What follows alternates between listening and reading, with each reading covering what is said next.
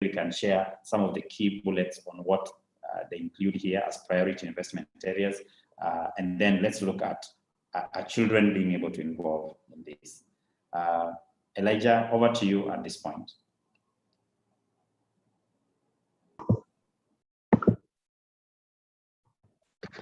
Thank you very much, Sam and colleagues. Confirm you can hear me, Sam? We can hear you. Thank you. So this is Elijah Bonyo. I lead the Secretariat for Joining Forces for All Children in Kenya. And part of the reason why we are here is that we are trying to correct the wrongs. And one of the wrongs we are correcting is that the civil society in Kenya, for quite some time now, almost 5 years, are not focusing on budgeting for children.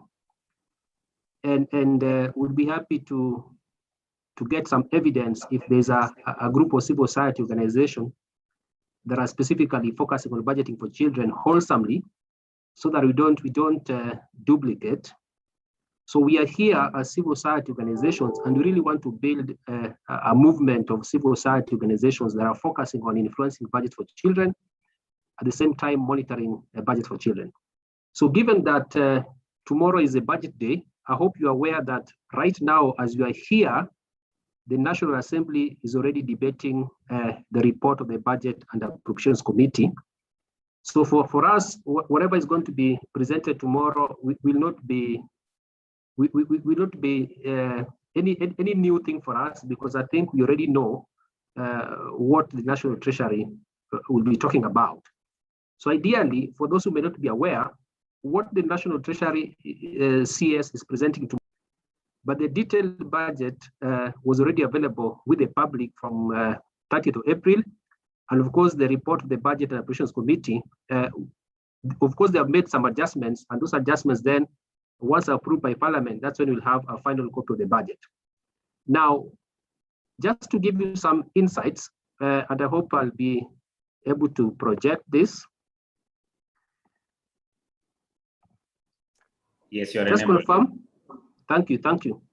So on the screen, what you are seeing here is a document from National Treasury, and this was given to Parliament by the end of April.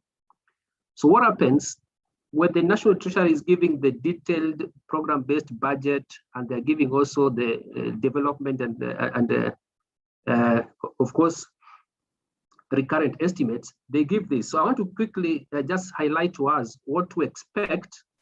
And this document, I will go to, it has several sections, so I'll just go to a specific section that talks about the key things that we expect to see around children matters.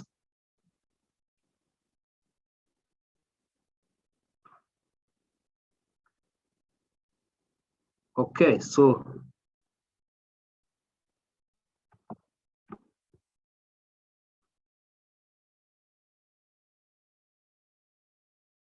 here we are.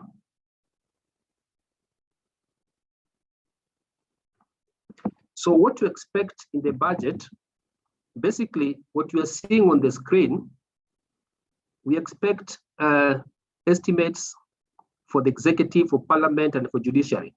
So this table compares what is in the current financial year 2021, 2020-2021, and of course the next financial year 2021-2022. So what happens? You see the column written BPS, that is the budget to the executive, how much is going to go to parliament, how much is going to judiciary.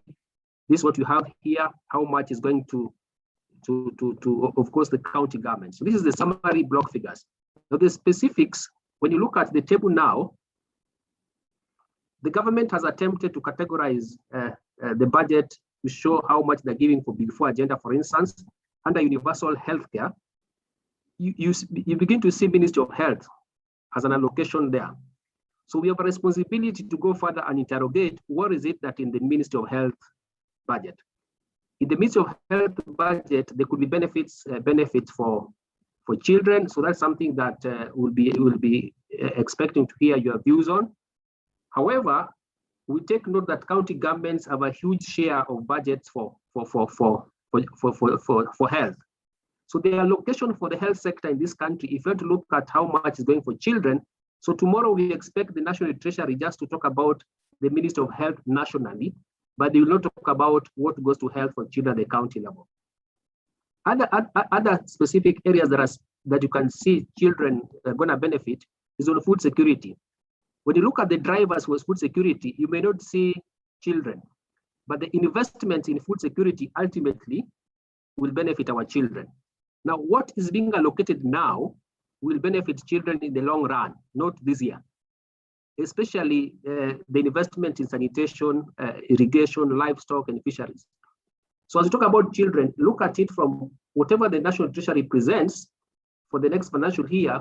These are more of inputs. In the food security, we are seeing more of input related resource allocation that will benefit children in the long run. When you move down to shelter, the State Department for Housing and Urban Development will be having resources that they're going to put some housing programs, and those housing programs will improve shelter for children in the long run. That is basically categorized as per the Big Four agenda. Under COVID response, we begin to see specific investments that are categorized under the economic recovery strategy for COVID. You are seeing here clearly 6.4 billion is something that is specific for COVID response in the education sector, for example. 7.4 billion is something specific to water and sanitation facilities alongside of COVID response. The effects of COVID on food security, you are seeing again 1.97 billion going for food security to be able to cushion people from the effects of COVID. Government is going to hire health interns at 1.2 billion, and then of course there's another 1.1 billion for Kenya Wildlife Services to engage community scouts.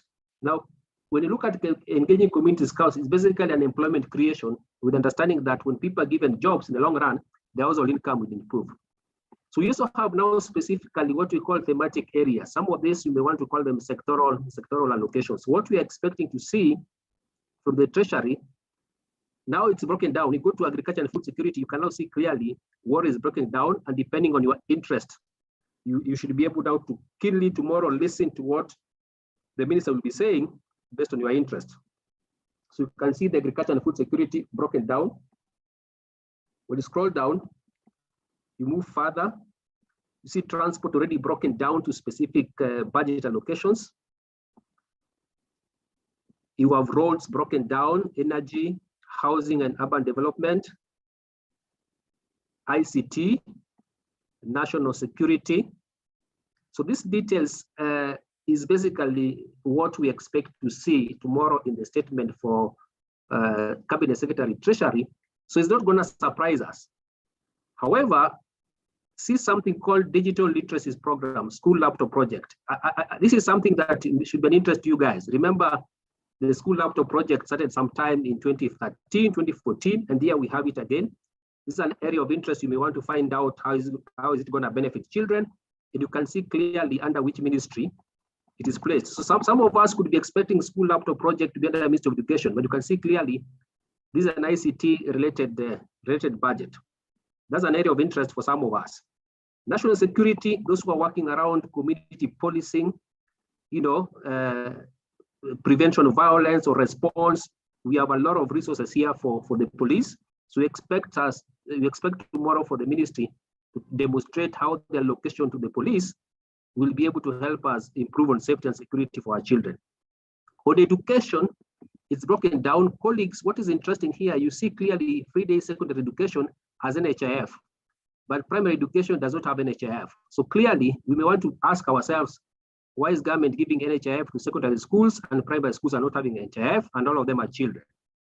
School feeding program has an allocation here. What we may want to find out is whether it's enough and whether it's going to feed all our children. We have resources for teachers, and it goes and goes and goes for the Ministry of Education, or of course, education sector. Going further, you begin to see the health sector broken down. One of the things that people normally want to check from the National Health Department is around immunization, because that's a national government function. You can see clearly you have vaccines and immunization.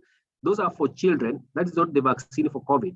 You have another line called COVID-19 emergency response. So if you want to interrogate how much you are using on COVID as government, government of Kenya, it is indicated there. Free maternity health care, that's going to benefit our mothers and children. You are seeing the details that are there.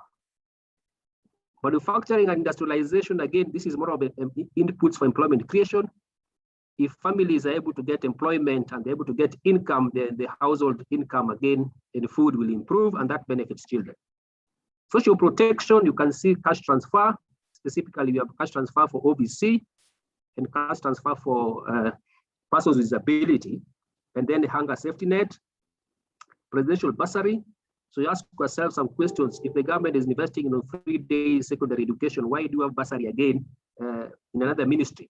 So you have a Ministry of Education running free education. You have the Department for Social Protection running presidential bursary. So on one hand, you are being given free education. On the other hand, the same education is being funded through bursary. So these are questions you need to ask ourselves. So you don't see anything clearly children. So we must go back to what Sam was advising us, that there's a national plan of action for children. What does the national plan of action for children provide for in terms of priorities? And then how are those priorities translated into the budget? So colleagues, this is basically what we expect to see tomorrow. The other aspects are more of youth and women empowerment, sports, recreation, culture, and of course, that is how it's going to look like. So I would like to stop at that because we are just trying to indicate to us what to expect. So the children's sector, you will not be seeing the minister pronouncing themselves on specific things along the lines of children's rights. If he does, we'll be happy because we gave a memorandum.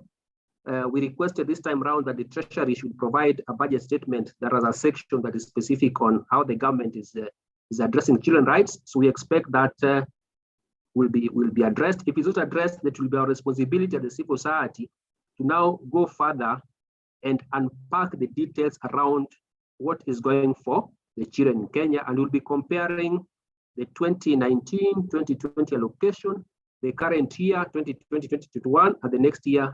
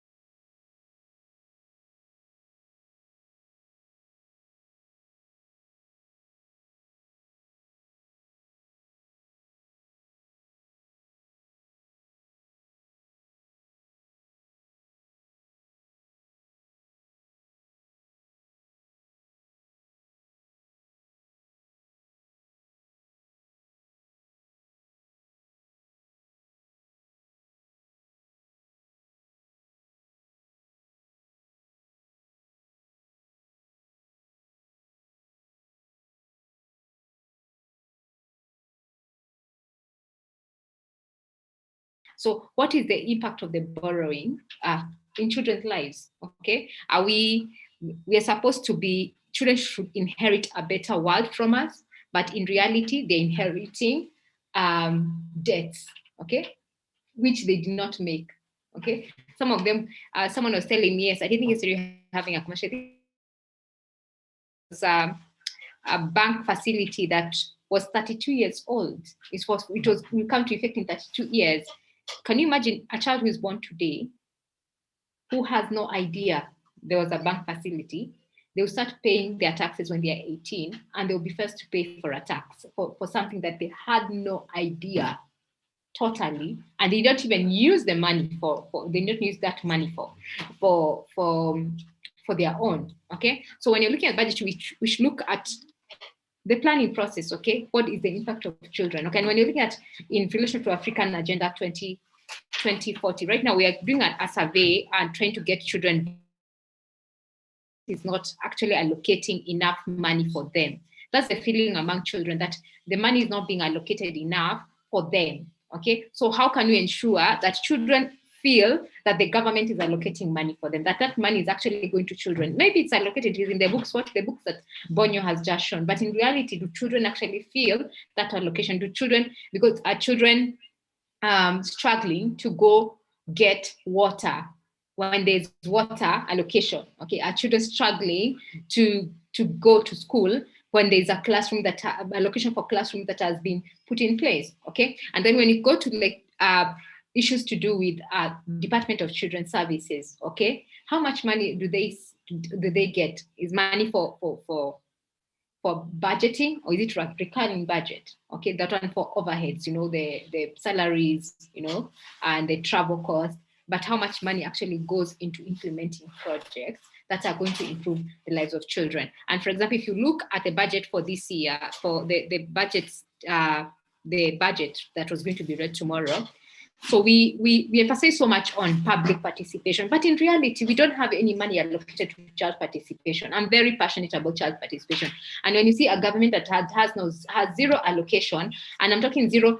in the budget for education, and budget for Department of Children's Services, and budget for National Council for Children's Services, we don't have any budget for child participation. What does that say to our country? Do we really emphasize on child participation? Do we really take into consideration public participation, considering that 46% of the population are persons below the age of 18 years? Thank you so much, Collins.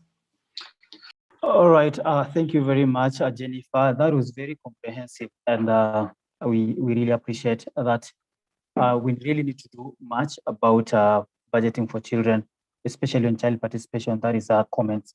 I want to give an opportunity to everybody here. I want to open this platform so that you people can also share your views regarding this subject. You can raise your hand and let us give you an opportunity to share your views. Okay, but before maybe we give people an opportunity to share their views, because I'll be giving an opportunity as you raise your hand or as you request. Let me give Mr. Bonyo an opportunity. Someone here was asking that you give maybe do you mind giving us a brief of what has been allocated for children in the 2021-2022 budget, and probably also a brief of the 2021-2022, and also give us a brief of what was allocated in 2020-2021. Mr. Bonyo. Thank you very much, Collins. Let me explain that what is in the current budget, FY 2020-2021, you can't see it by children, that this is what we have for children. What we're talking about here, budgeting for children, you look at what aspect of the rights of the child are we looking at. For example, if you're looking for how much has been allocated for food security, then you look at food security from a component that investment in food security will translate into food for children. But if you want to know how much is allocated for feeding program, then now we go to education and check how much you have for feeding children in school currently.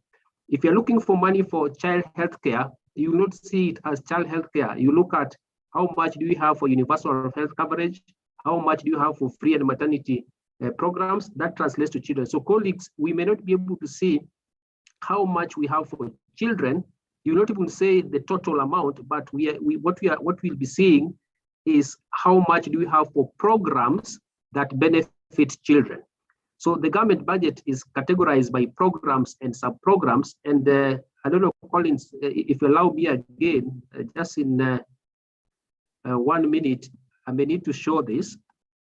On your screen, this is what we call the program-based budget. You can see it is 946 pages. So if you want to know exactly how much has gone for which program, for what category of groups of children, then you go to this document. It's a list of programs, table of content, a lot of ministries or departments. So you literally have to go to a particular ministry, and in that ministry, then pick what has been allocated for that's going to benefit children directly. And like Jennifer is saying, for example, if you want to look for what has been allocated for child participation, you will not find it in the budget, because you start by planning, like Sam told us. If it is planned for, then it's allocated for resources. For now, colleagues, I would want to say that we may not go to the details. We can do that on Friday after the budget statement has been read, but you have a document here that can give us specific details. Again, the timing where we are now, we are at a situation where the budget process for this year is done. So the parliament is basically doing an approval. From July 1, we start the next budget cycle. So as we implement the current budget, the making of the next budget also begins. So before the end of the session, again, we'll talk about how we can be able to influence. Thank you, and back to you, Collins. All right. Thank you, Mr. Elijah. Let me give an opportunity to Mr. Samuel. Probably you give us your comments on this subject. In your view, what should a child-friendly or child-responsive budget look like as we continue? Because yes, the budgets that we've had, and the 2020-2021 budget, 2021-2022 is coming now. But do you think, like, in your view, do you think like children are being considered? You can hear you. Thank you. It's always, should I say, interesting or very unfortunate that you know, when children are over 52% of our population, that often they're not visible. I'm currently engaging with other colleagues in supporting counties to strengthen their role in child protection, because counties have often said it's not our mandate. Well, the Constitution is very clear. And part of the reason why they are not doing it, when you speak to people on the ground, is children don't vote. Yet, your county, in terms of human resource, your county in terms of the health, how much you spend on health, how much you spend on attracting investors, depends on how much you invest in the children and the adolescents, you know, and young people. Almost within a 3-year period, you begin harvesting the dividends, or, you know, whatever you've invested out of it. So it's unfortunate that that is not very visible. As Bonyo pointed out, in the last few months, we've engaged in this process.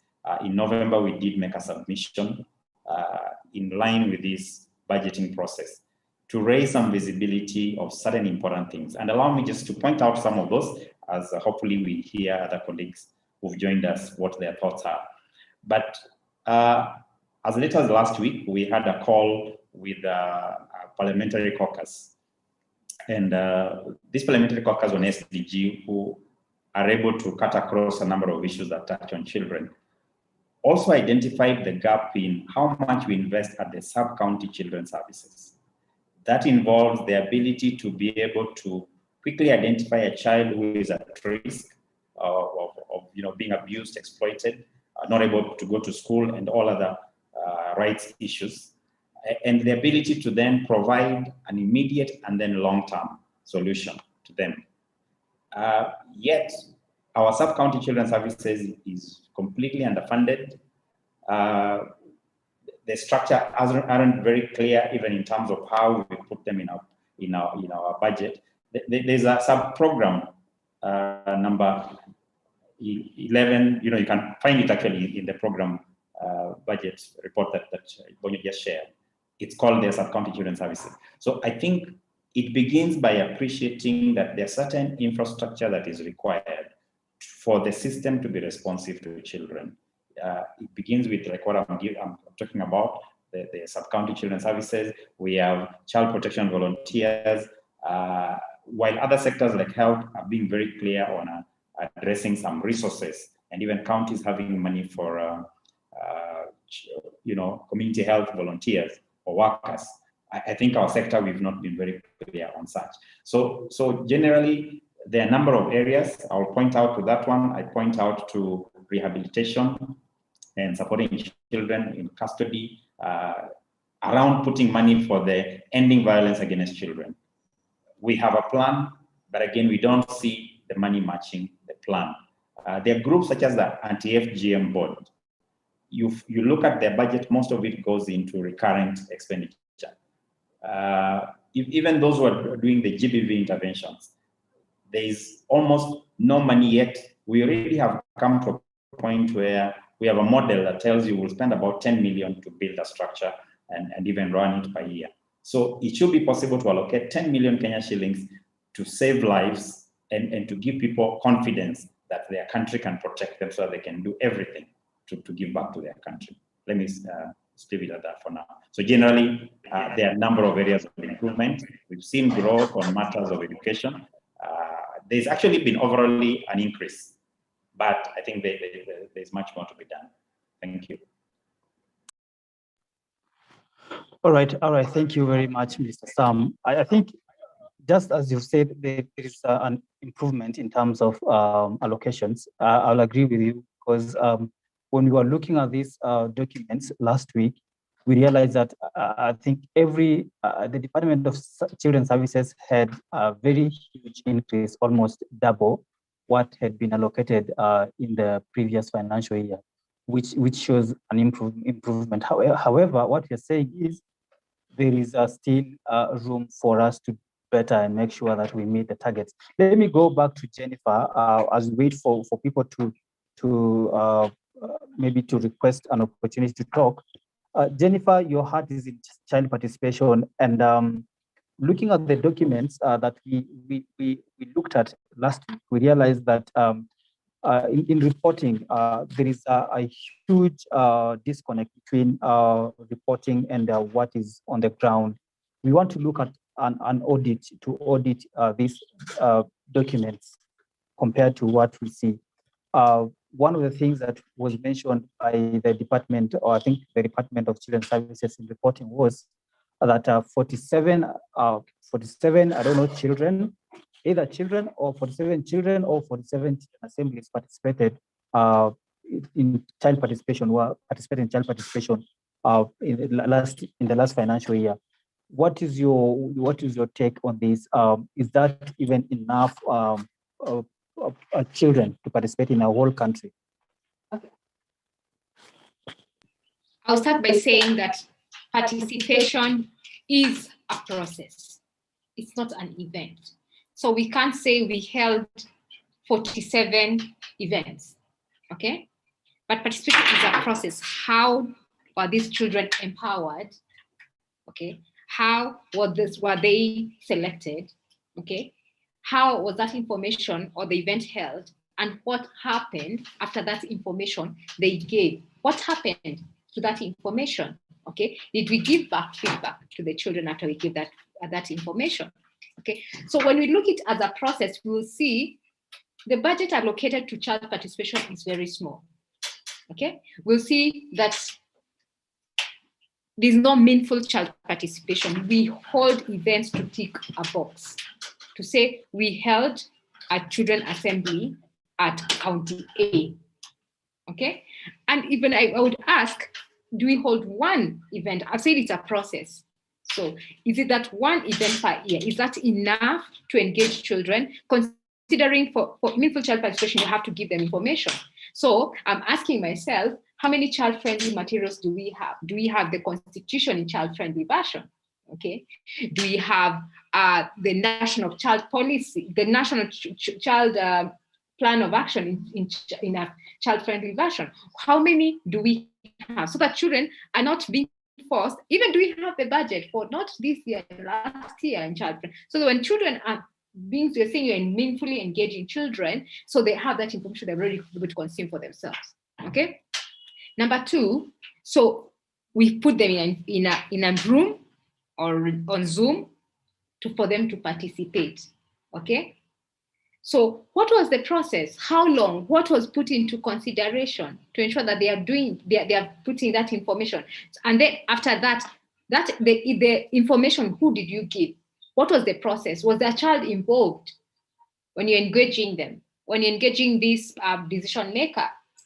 So if you look at that and you look at the budget that was allocated, it's unrealistic, okay, to be able to achieve all that for the 47% of Kenyans. That's children, okay? It's not possible with the budget that was allocated, because we need to start thinking children are not subhuman beings. They are full human beings who are growing with all the faculties that any adult that has, but they are just smaller, they are growing. So when we start thinking about that, we'll start thinking about, if I was the one who's being told to participate and I don't have all this information, how am I going to participate?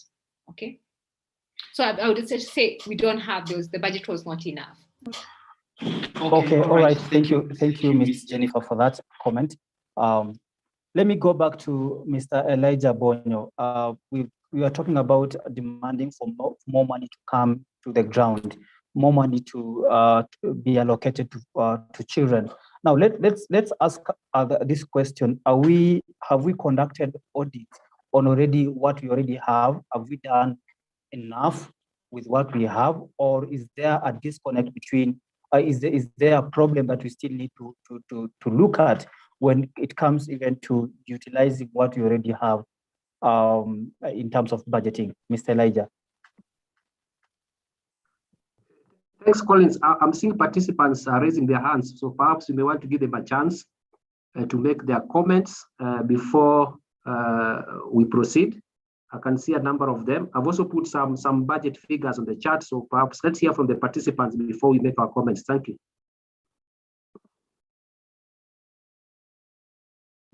All right. Okay.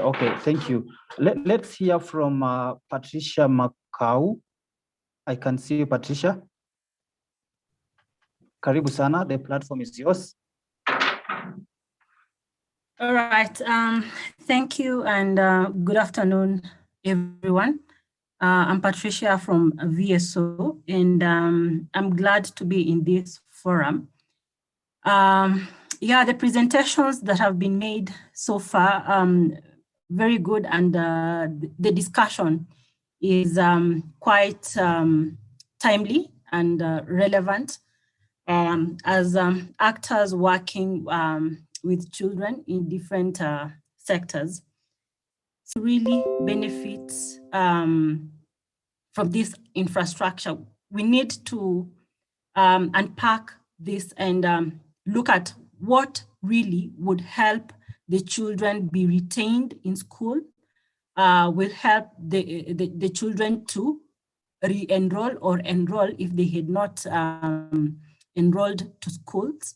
And I'm thinking that the school environment, we know most of children that are affected by our school environment are girls, whereby you find if the toilets are not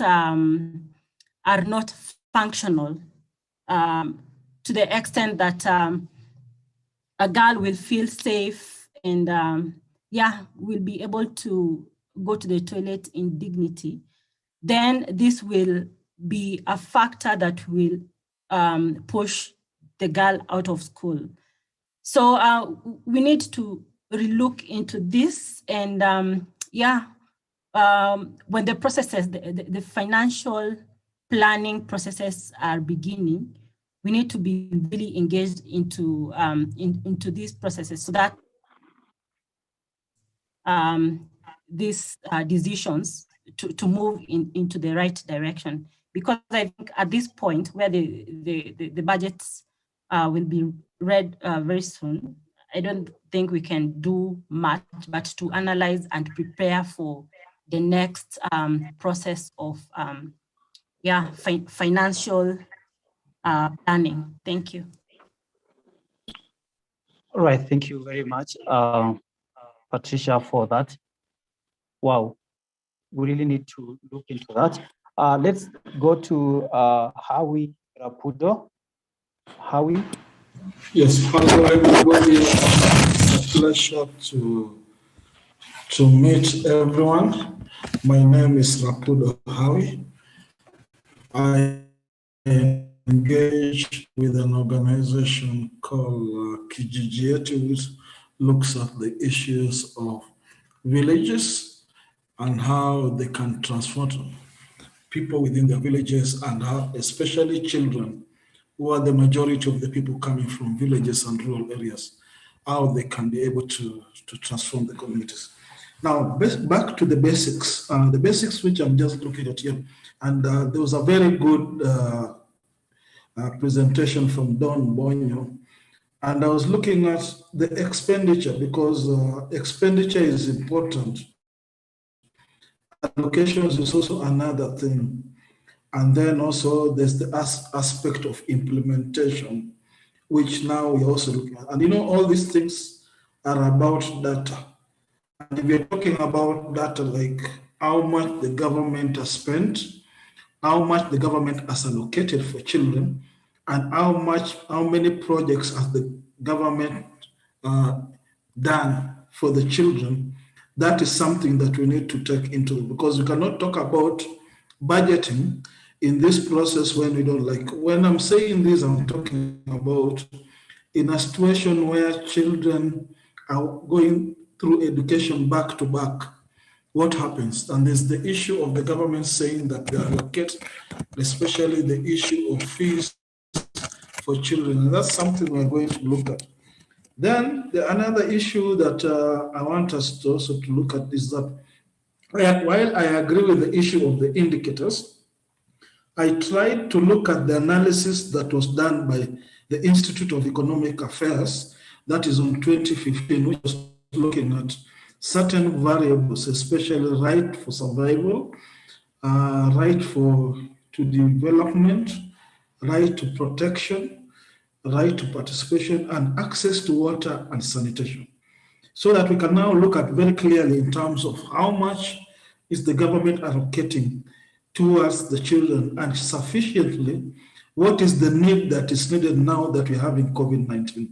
For me, those are very critical questions that I would love to hear from us from tomorrow, how we're able to deal with that. And then the last point is that we need also to have what is called a tracker. What's the tracker? Because I think given the variables that I've talked about, what is the tracker on the expenditure? Like what was allocated, what has been used, and then what was the expenditure that was expected from the government? I think those are very important variables that we need to deal with so that we can be able to take the government to check. Thank you so much.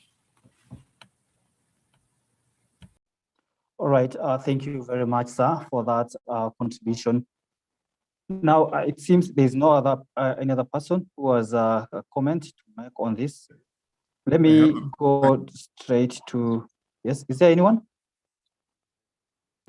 So I've seen a question in the chat box from George Nyakora. He's asking, where can we find, what is the allocation for reform, care reform in Kenya? And considering that in the last few years, we've seen our government, especially Department of Children's Services and the National Council, pushing for care reforms. So you'll find that in the, Bonyo, I think it's in the social development sector.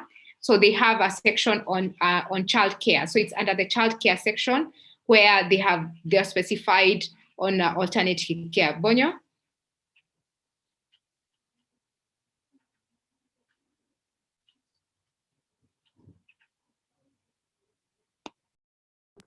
Yes, you are right, Jennifer. What I will do is to if George, you are still here, maybe on the screen, just to help us see exactly what you are asking. Are you able to see it?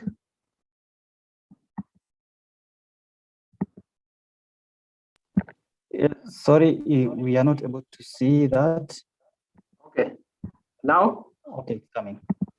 Yes, so see where we are. What has been done now is to categorize this as programs. So this, where we are now, that page, you see we have a program called, let me start from the top. You have child community support services. It has its delivery units. Then you also have child rehabilitation and custody. Then you have national safety nets. So basically, when you get the detailed program-based budget, you'll be able to see the indicators and the targets. The challenge is when you look at what has been put here as the indicators and targets, you may not be able to trace them to figures. You may not be able to trace them into money allocation. So there's a big gap. We just didn't want to push this too far because of the limitation of time. But Friday, once we get the CS to pronounce himself on the budget statement, then now we are able now to narrow down the specific things that have been provided very well for children and what are gaps. Thank you, and back to you, Orono. All right, thank you very much. But Mr. Bonyo, now before you leave, I think this question was still on you, on what are we doing regarding what we've already been given? Because as much as we are demanding for more money, we should also be asking ourselves, what have we done with what we have? Is there accountability, Mr. Bonyo, from the documents that we have, or we still need to work more on ensuring there's accountability on what we already have? Okay, what I can say, Collins, is that we have what we call quarterly budget implementation reports. And what quarterly budget implementation report does, if you go to the Office of the Controller of Budget, you'll be able to see expenditure across various ministries. So the question as to whether, what are we doing? I think the first thing would be, is government spending as per how they planned? And is there evidence of good use of money? And apart from that, are the civil society tracking the budget? So I liked what Howie was telling us. What we need now to do as a civil society, how can we audit, citizens audit the budget that for 2019, 2020, for example, for the last 2 years, and how can we monitor the approved budget? So the challenge is back on us. And like I said, there's very, very minimal evidence. And I would like anyone to challenge me on this. Over the last 5 years, I haven't seen any civil society generated evidence on how government is implementing the budget on specific child rights related issues, especially Article 53 of the Constitution. The document Howie made reference to is actually a 5-year ago document. So we have a gap. So we have an opportunity to address that gap by investing on citizens' audit of the budget and citizens' monitoring of the budget. Thank you, and back to you, Orono. All right, thank you very much, Mr. Bonyo, for that. I think to make this conversation more to continue, or for us to have more engaging conversations, we need more than just an hour because we had planned to have an 1-hour conversation. But from what I can just feel is we need more and more time, and that's why we are having a meeting on Friday to discuss this more and extensively.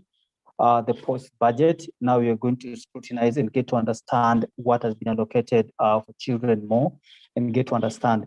And actually, we'll also like to hear from the department, probably Department of Children's Services, on especially program-based budgets. It would be good to hear from them what are some of the program-based budgets that they have allocated in the 2021-2022 financial year. But now let me invite Mr. Sam to give us closing remarks, or give us closing remarks as we head to the final or the closing of this discussion. Well, thank you very much. Can you hear me? Thank you. So thank you, Collins, Yes. for guiding this conversation. I think, like we said earlier on, this has to be a very continuous thing. I will actually challenge us that some of us should take this as our full career area, because the more our governance improves, the more we want to net in more resources from taxes. It only adds value when there is accountability. The budget cycle begins the moment this one ends. And so I hope we can have this army of us who are ready to walk this journey for very long, beyond just today. And that is why the meeting on Friday is very critical. We've had previous trainings that have been done to enable all of us know how to exactly engage. In this chat box, you can see there are a number of things that have been identified, some of which we wrote formally as a consortium of Children Agenda Forum and the Joining Forces Alliance, and send this to Parliament. We've engaged the parliamentarians. But this is only important when it comes from the beginning, from the beginning of the cycle of budgeting. So again, feel very free to write and ask for trainings. We will post a schedule of some of those. Maybe within some months, we can do a series of about 4, so that we are all very familiar. And mashinani is very critical. If we are engaging in any county, let us engage in those county budgeting processes, because that's where the difference is made. I think other than that, Bonyo, if you have any guidance about Friday, you could mention, and then we could end the meeting for now. Thank you. I think for Friday, those who are present, will send you a registration form, because Friday we are going to have a physical town hall meeting, and that is where we'll have more engagement. We'll be doing a 3-hour public meeting. So based on the contacts you share during the registration, you'll be sent a link where you can register well in advance. Thank you, and back to you, Rono.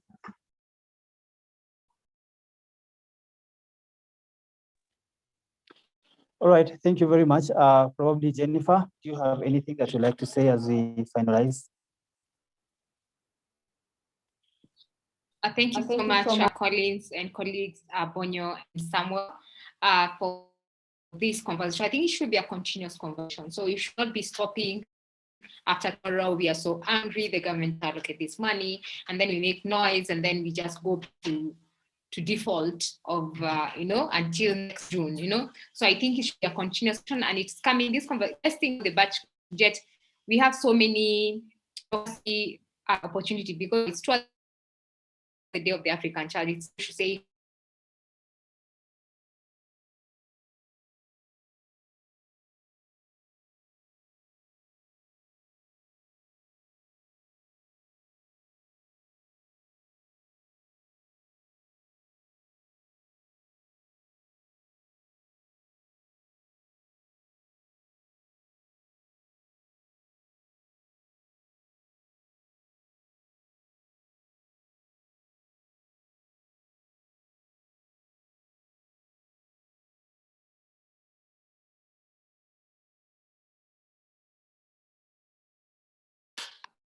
apologies, colleagues, our internet just down computer.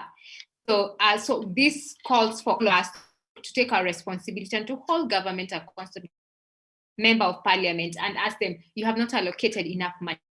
Tag them on Twitter, tag them on Facebook, on Instagram. Just tell them you need to do much more and allocate more money to children. For that, we want to say thank you and welcome Paul Friday. We look forward to having you. Thank you.